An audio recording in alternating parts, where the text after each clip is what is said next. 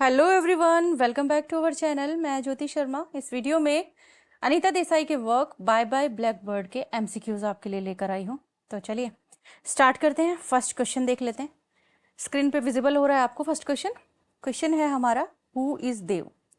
तो देव एक करेक्टर है। बाय बाय ब्लैक बर्ड की जो स्टोरी है, स्टोरी के अंदर देव एक करेक्टर है और ये 4 ऑप्शंस आपके सामने हैं। इनमें से एक ऑप्शन करेक्ट है और उस करेक्ट ऑप्शन को आइडेंटिफाई उस इंसान ने कर लिया होगा जिसने स्टोरी को पढ़ लिया है।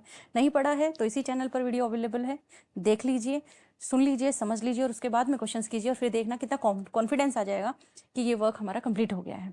तो हाँ, देव कौन है हम बात कर रहे थे। तो स्टोरी के अंदर देव फ्रेंड है आदित्य का, जो कि कलकत्ता से आया है, यानी बी ऑप्शन हमारा करेक्ट है। चलिए जी आगे बढ़ते हैं। वेयर डू आदित्य एंड सारा लिव इन लंडन। आदित्य और सारा लंदन में कहाँ रह रहे हैं। वही बात है कि अगर स्टोरी देख ली है आपने तो आपको ध्यान आ गया होगा। 4 ऑप्शंस आपके सामने हैं, जगह के नाम लिखे हुए हैं। इन चारों में से कौन सी जगह है जहाँ पे लंदन में आदित्य और सारा रह रहे हैं। और अगर नहीं देखा ना वीडियो देख लीजिए, फिर आप आइडेंटिफाई बहुत इजीली कर पाएंगे। तो वो कौन सी जगह है, वो जगह है Clapham. C is the correct answer. Next, what is Aditya job in London. बहुत इजी क्वेश्चन है। आदित्य की जॉब क्या है लंदन के अंदर। वो एक टूरिस्ट एजेंसी के अंदर एक छोटा सा क्लर्क है, यानी छोटी सी एक टूरिस्ट एजेंसी जिसके अंदर क्लर्क की पोस्ट पे आदित्य काम करता है। A is the correct answer. Next, what is Sara's occupation. Occupation होता है व्यवसाय। सारा का व्यवसाय क्या है, यानी सारा क्या काम करती है अर्निंग के लिए।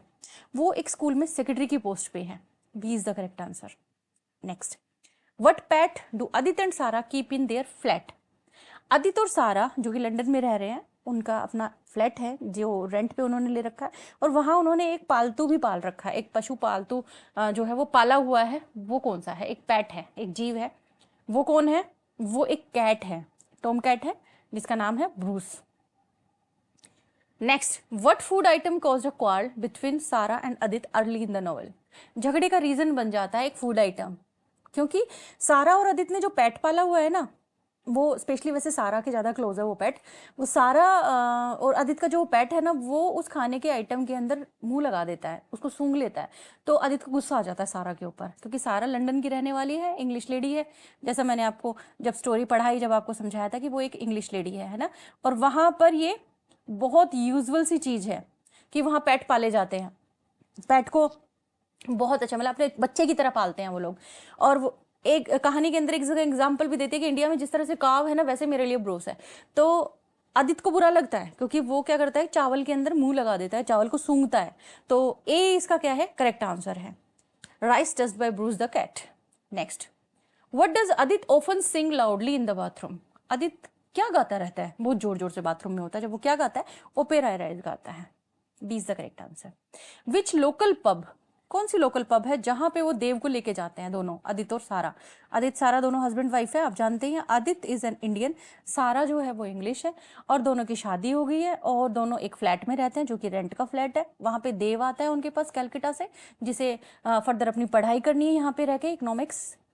तो वो देव को उसकी ही रिक्वेस्ट पे एक पब में लेके जाता है। उस लोकल पब का नाम क्या है। 4 ऑप्शंस आपके सामने हैं, आपने आइडेंटिफाई कर लिया होगा क्योंकि आप वीडियो तो वॉच कर ही चुके हैं। स्टोरी बेस्ड नहीं किया तो कर लीजिए। Yes, the correct answer is King's Arms. A is the correct answer. Next, which TV programme about the struggle of a Pakistani immigrant worker do Aditya Sara and their friends watch together.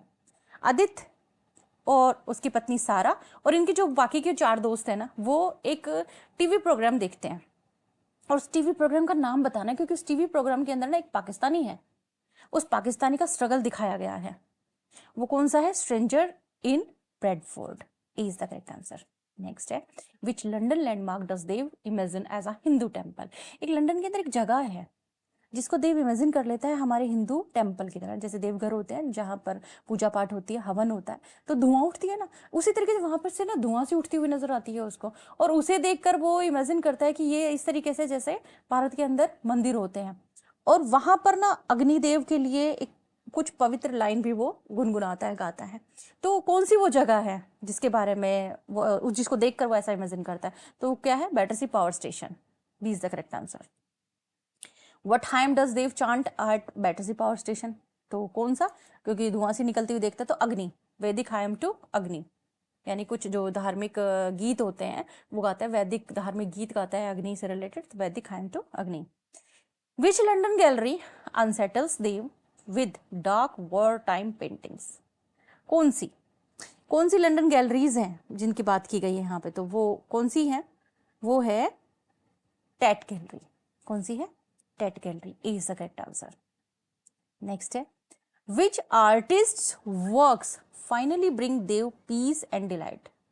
कौन से artist का work है जो finally bring मतलब देव को बहुत ही सुकून और बहुत ही मतलब खुशी देता है? तो करेक्ट आंसर कौन सा है इसमें? 13 का, 13 के अंदर करेक्ट आंसर है Van Gogh and the impressionist. B is the correct answer. वो मतलब after being unsettled by the dark war painting, देवन को रिलीफ मिलता है ब्राइट कलरफुल वर्क्स देख के। इनके ब्राइट और कलरफुल वर्क्स होते हैं। Which London master place reminds Dev of an Indian bazaar? भारतीय बाजार की याद दिला देता है वो लंदन का मार्केट प्लेस कौन सा है?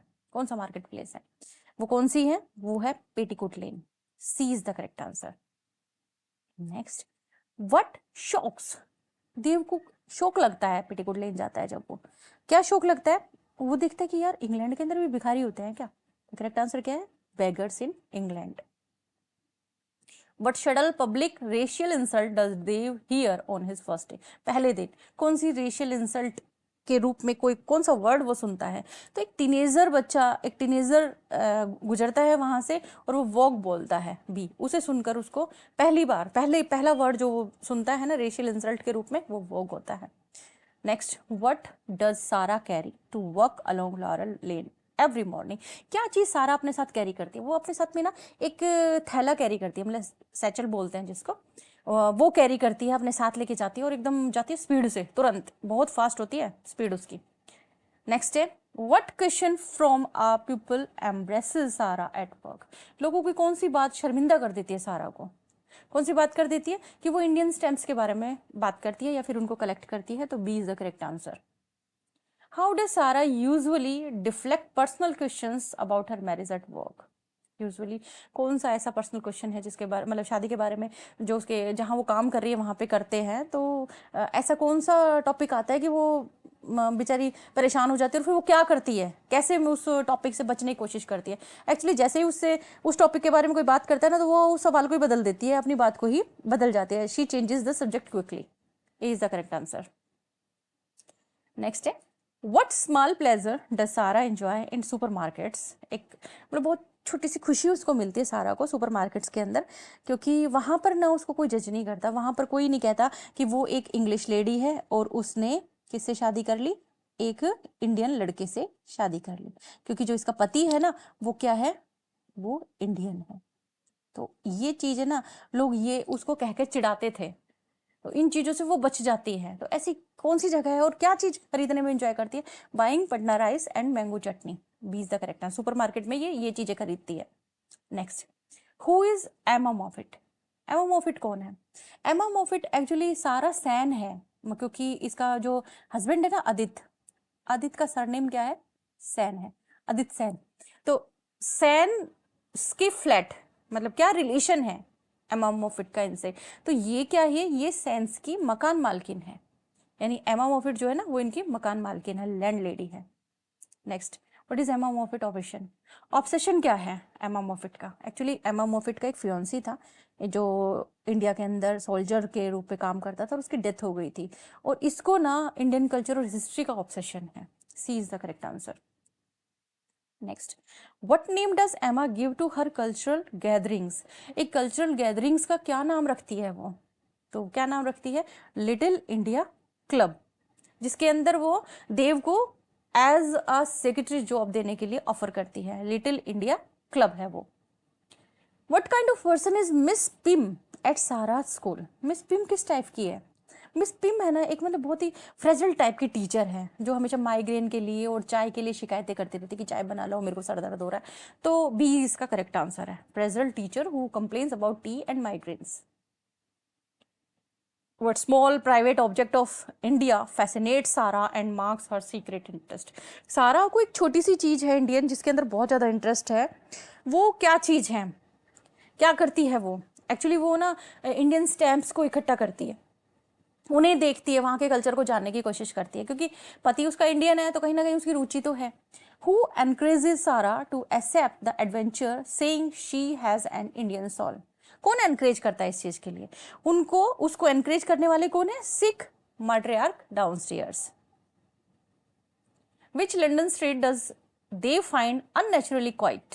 कौन सी लंदन स्ट्रीट ऐसी है जिसको देव जो है नेचुरली क्वाइट देखता है? With curtain window and few people, जहाँ खिड़कियों के ऊपर तो खिड़कियों के ऊपर तो कर्टेन डले हुए हैं और बहुत कम लोग नजर आते हैं। तो वो कौन सी जगह है? वो है Laurel LAN.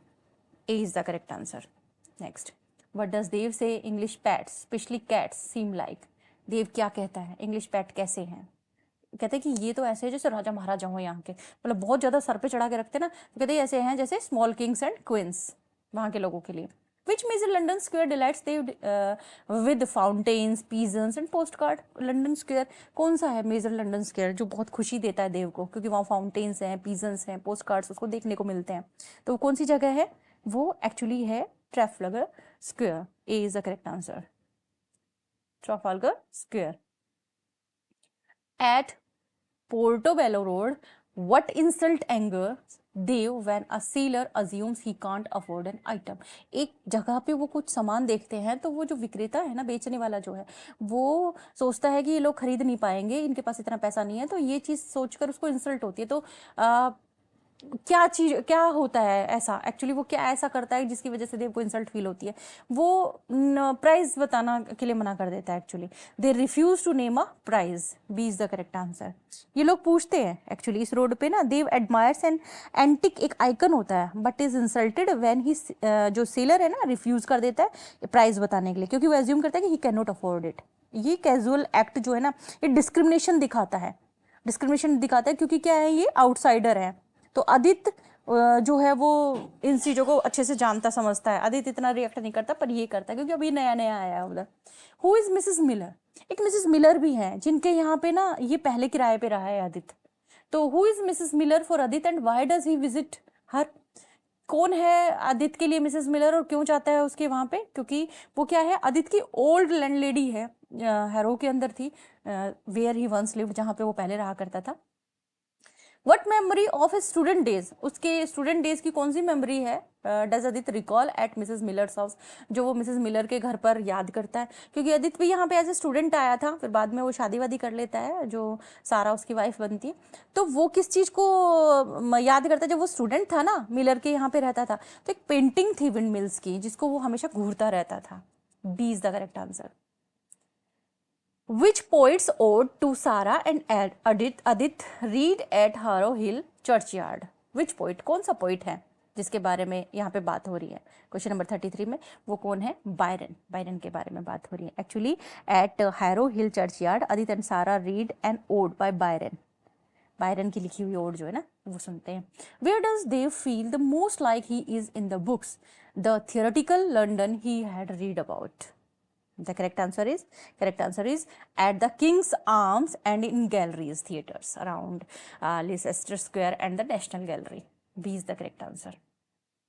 Next, at the Little India Club, what instrument does Ustad Sultan Ahmad play?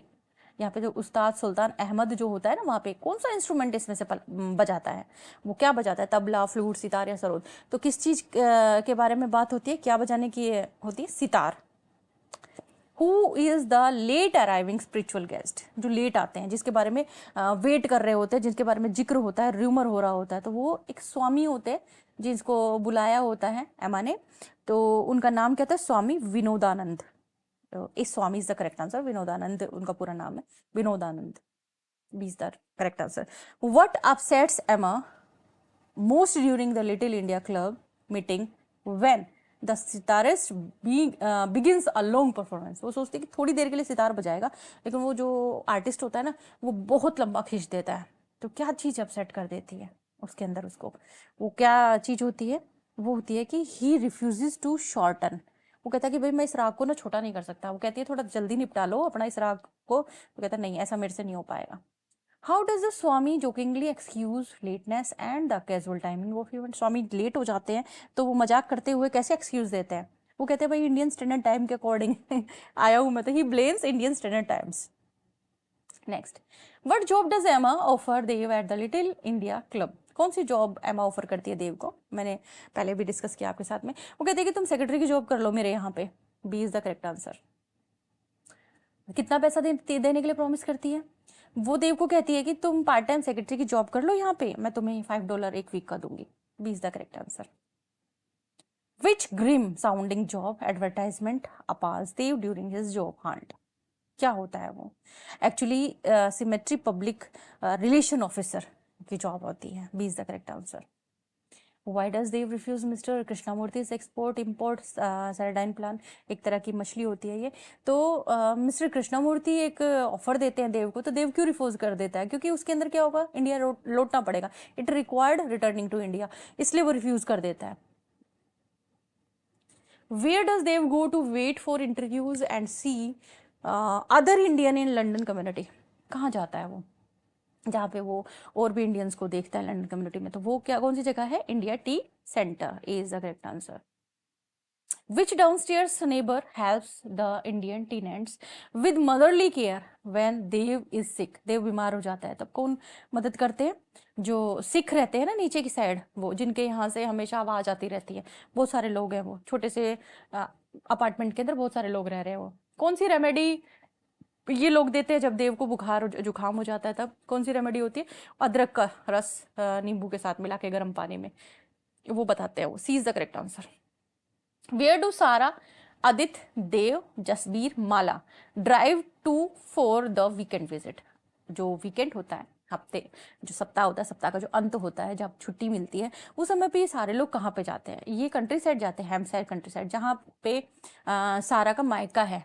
वहां पे सारा के मायके वाले रहते हैं, mummy papa. C is the correct answer. What sight in the countryside delight Dev? Dev को कौन सा नज़ारा उधर का उसको बहुत ज़्यादा अज्यूम, मतलब बहुत ज़्यादा उसको प्लीज करता है? कंट्री साइड यानी ग्रामीण क्षेत्र। कौन सा ऐसा है जो देव को प्लीज करता है? Like loaves of lumpy brown bread बोलता है ना वो, तो कौन सी किस चीज़ के लिए बोलता है वो थेस्ट कॉटेज के लिए बोलता है। What food item at Mrs Rose common James house make Mala? किस चीज के लिए, मतलब क्या चीज बनाती है वो, जिस चीज की बात होती है और फिर रिफ्यूज कर दिया जाता है? तो करेक्ट आंसर क्या है? वो है watercress sandwiches. Which herb from the garden trigger Mala's memories? कौन सा हर्ब होता है जो माला की मेमोरी को ट्रिगर करता है? चटनी बनाने के लिए वो मतलब यूज करती है, तो वो मिंट यूज करती है, mint. What funny misunderstanding occur involving Churchill in the Rose Common Gems household? किस चीज को लेकर कंफ्यूज हो जाते हैं कि चर्चिल स्टेट्समैन है विद चर्चिल द डॉग? मतलब किस चीज के साथ होते हैं confuse? They confusing Churchill the statesman with Churchill the dog. Which peaceful riverside sport convincing Dev England can be lovable and lead to his changed feeling? कौन सी river की बात हो रही है? कौन से रिवर साइड स्पोर्ट की बात हो रही है? तो River Test in Hampshire is the correct answer. Next है, what simple household task of Mr Rose common James amuse and surprise Dev? Dev को बहुत सरप्राइज होता है देखकर कि कौन से काम के अंदर बहुत ज्यादा खुशी ढूंढ रहे हैं मिस्टर रोज कॉमन। तो वो क्या है? वो है trying up strawberry plants to keep birds away. Next is, which local character charms Dev with tales of having met the queen? Who is the local character? The name is Glenys the chairwoman. After returning from Hampshire से वापस लौटने के बाद, what mood does Adit fall into? कैसे mood के अंदर चला जाता है आदित्य? आदित्य डीप डिसइल्यूजमेंट में चला जाता है, डिप्रेशन में चला जाता है, कि वार वगैरह के बारे में सुन लेता है।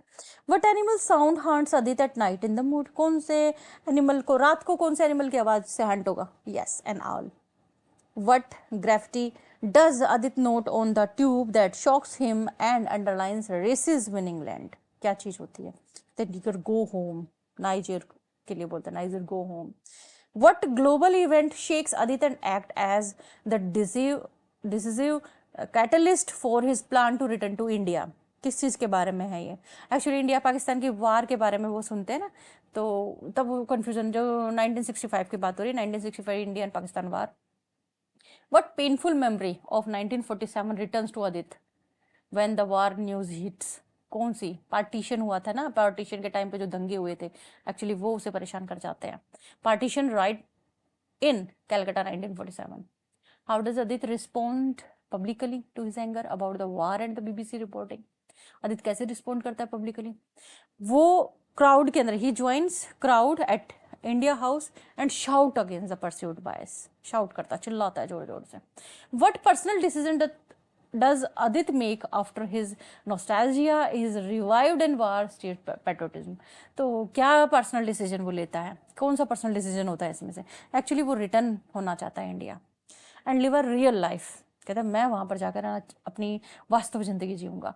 When Adit tells सारा अपना डिसीजन, जब वो सारा को बताता है कि इंडिया लौटना है, तो what crucial news does she give him at the same time? कौन सी एक न्यूज सेम टाइम वो देती है? वो कहती है कि भाई मैं प्रेग्नेंट हूँ.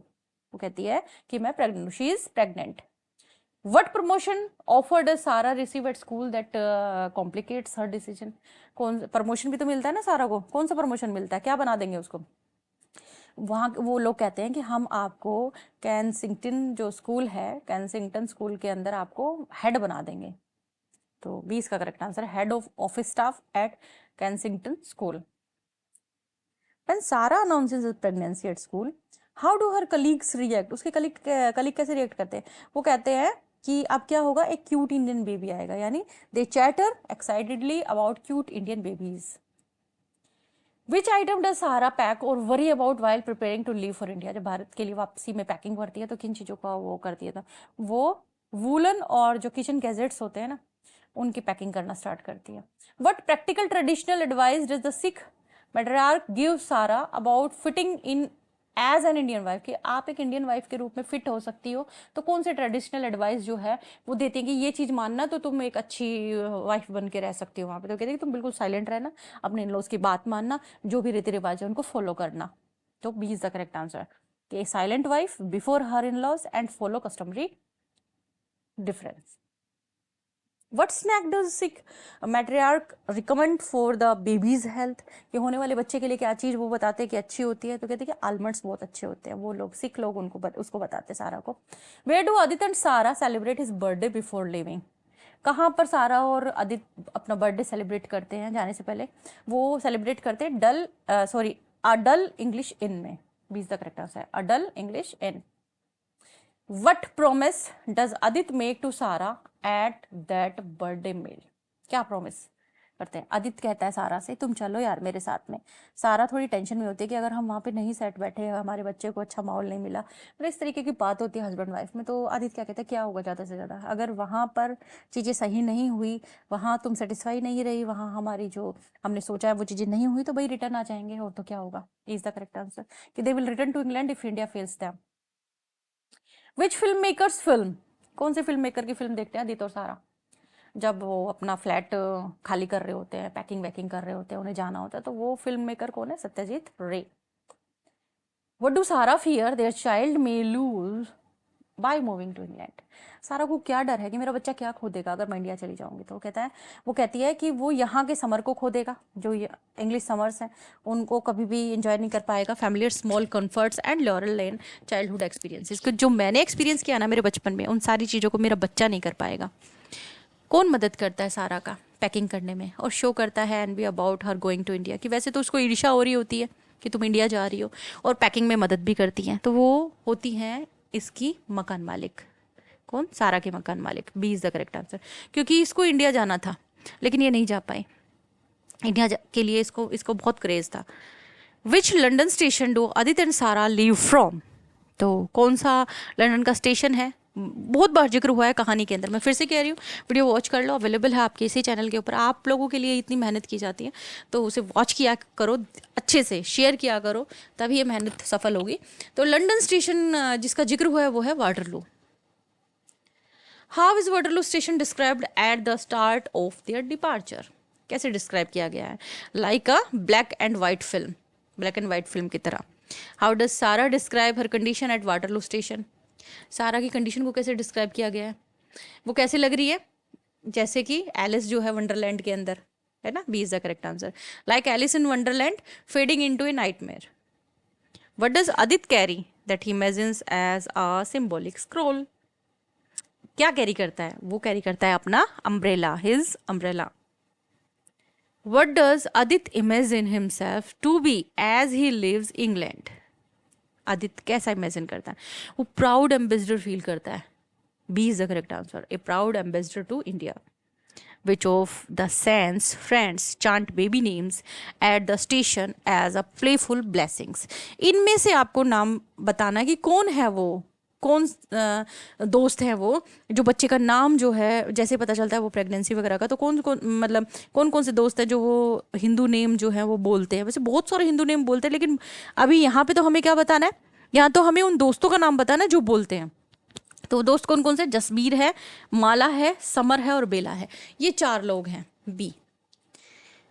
Okay, who is missing from the farewell party at Waterloo because of illness? बीमार थी वो, छोड़ने नहीं आ पाई। कौन थी वो? वो है मकान मालकिन Emma Moffat. What name do the friends chant among other as baby name? Idea. Actually question number 79 के बारे में अगर मैं आपको एक्सप्लेन करूं तो इसके अंदर ना बाकी के जो नेम है वो आपको लग रहे होंगे बहुत सिंपल है, ये बताना कि एक इंडियन नाम जो है वो बोलते हैं। तो यहाँ इंडियन नेम भारत जो है वो आप बहुत ईजीली बता देंगे, लेकिन एक्चुअली मैं आपको क्लियर करना चाहूँगी कि बहुत सारे नेम बोलते हैं वो लोग। भारत, ब्रह्मा, चंद्रलेखा, है ना, दुष्यंत, नयनतारा, नंदिनी, रोहिन, अर्जुन, मृणालिनी, सीता, द्रौपदी, शकुंतला, उमा, राहुल, पता नहीं कितने, काफ़ी सारे नाम बोलते हैं। तो कोई सा भी नाम यहाँ पे डाला जा सकता है, तो मैंने इसलिए आपको बताया है। आप इसीलिए मैं कह रही हूँ कि स्टोरी को पढ़ना सुनना अच्छे से, तो आपको समझ में आएगा। बहुत सारे नाम बोलते हैं, तो यहाँ जो 4 ऑप्शन में जो करेक्ट है वो भारत है।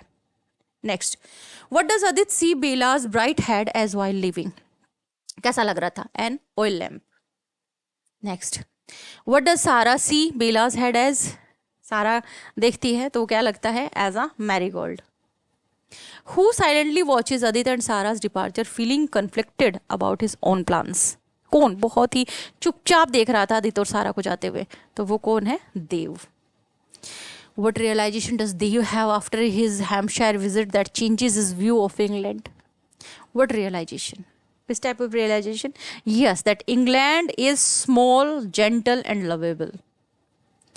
What job does Dev eventually take after Adit leaves? Adit जब चला जाता है तो देव जो है वो कौन सा जॉब ले लेता है? सेम, ट्रेवल एजेंसी में क्लर्क उसकी जगह पे आ जाता है। Okay, who persuades Dev to take over the Clapham flat? कौन मनाता है देव को कि तुम क्लैम्फम वाला फ्लैट जो है वो ले लो?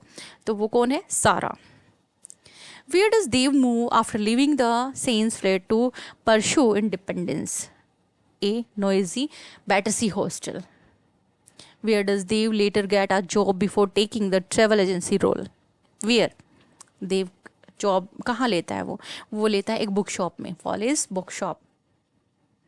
What small pleasure does Dev imagine enjoying in his new flat on Sunday? What small pleasure? कौन से small pleasure की बात की जा रही है जो देव इमेजिन करता है? Actually, rearranging books and cooking eggs. छोटी सी खुशी है। On the bus after the farewell, what subtle sign of prejudice does Dev notice? कौन सा प्रेजुडिस का एक छोटा सा साइन जो है नोटिस करता है देव? वो करता है कि conductors sharp glance and an old lady clutching her bag. How does Dev describe London's morning lights as the bus crosses the Thames? Yes, like a Turner painting. What phrase does Dev murmur to himself at the end as a kind of prayer or farewell? कौन सी phrase है वो phrase है bye bye blackbird, यानी blackbird bye bye. What does the blackbird symbolize in the novel's final moment? Blackbird को symbolize किया गया, मैंने उस वीडियो के अंदर बताया भी है जिसमें स्टोरी डिस्कस की है ना, वो सिंबलाइज वाली चीज़ मैंने बताई है उसके अंदर, तो इसीलिए रिक्वेस्ट कर रही हूँ देख लेना उसको। तो करेक्ट आंसर क्या है? The immigrant outsider and the possibility of new beginnings. What small trinket does Sarah once cradle after a market visit, symbolizing her attachment to little domestic comfort? What small trinket? The correct answer is a painted china duck. What simple household item does Sarah fuse over while packing, wondering if she can buy it in India? क्या चीज़ होती है वो जिसके बारे में वो बात कर रही है? एक्चुअली झाड़ू के बारे में बात कर रही है, a broom. What is the central theme? Central theme क्या है बाय बाय ब्लैकबर्ड का? सेंट्रल थीम क्या है? B, the immigrant struggle for identity and belongings. बहुत प्यारे प्यारे क्वेश्चंस है ना, स्टोरी बेस्ड क्वेश्चंस तो हमारे हो चुके हैं, और जो कहते हैं ना कि मतलब बहुत ही प्यारे और बहुत थोड़े से मतलब याद करने में थोड़े से टफ होते हैं, लेकिन वैल्यूएबल बहुत ज़्यादा है जो क्वेश्चंस वो अब स्टार्ट हुए हैं। और क्वेश्चन नंबर 95 पे हम पहुंच चुके हैं। 100 क्वेश्चंस की हमारी ये सीरीज़ है, कंटिन्यू करेंगे हम आगे भी, यानी आगे और क्वेश्चंस मैं लेकर आऊँगी, लेकिन उसके लिए थोड़ा सा आपको वेट करना पड़ेगा। यानी नेक्स्ट जो हमारा वीडियो होगा ना, वो नेक्स्ट वीडियो हमारा बाकी के और क्वेश्चंस के लिए होगा। अभी हम 100 क्वेश्चंस कर रहे हैं यहाँ पे। Which theme does Adit's transformation best reflect? कौन सा थीम है? Displacement and nostalgia. क्योंकि देखिए, अभी तक मैंने आपको बताया कि स्टोरी बेस्ड क्वेश्चंस हमारे हो चुके हैं, और वो क्वेश्चंस जो हैं वो भी बहुत जल्दी आपके सामने आने वाले हैं, जो कि थीम पर, सिंबोलिज्म पर, राइटिंग पर, राइटर से रिलेटेड, मतलब जो क्वेश्चंस होते हैं जो जिनको आप ये कहोगे वो थोड़े भारी भरकम है लेकिन वैल्यूएबल बहुत ज़्यादा है, वो क्वेश्चंस भी आएंगे आपके सामने। Dev's eventual decision to stay in England highlights which theme? The correct answer is cultural assimilation and acceptance. Sarah's journey from an English woman to an Indian wife reflects which theme? कौन सा theme आ रहा है सामने जब सारा की journey दिखाई जाती है? तो वो कौन सा है? Gender and cultural adaptation. Next is the characters longing for festivals, family and food in India demonstrates which recurring theme? कौन सा थीम यहाँ पे आ रहा है हमारे सामने? वो है nostalgia and memory. The racist graffiti neither go home is used to emphasize which theme? ये रेसिज्म के बारे में है, कल्चरल क्लैश एंड रेसिज्म। तो 100 क्वेश्चंस की ये जो सीरीज है, ये जो वीडियो है, ये तो कंप्लीट हुआ, लेकिन इस वर्क पर बेस्ड क्वेश्चंस अभी रिमेनिंग है। तो मैं क्या कहना चाहूँगी आपको, to be continued. Yes, thanks for watching.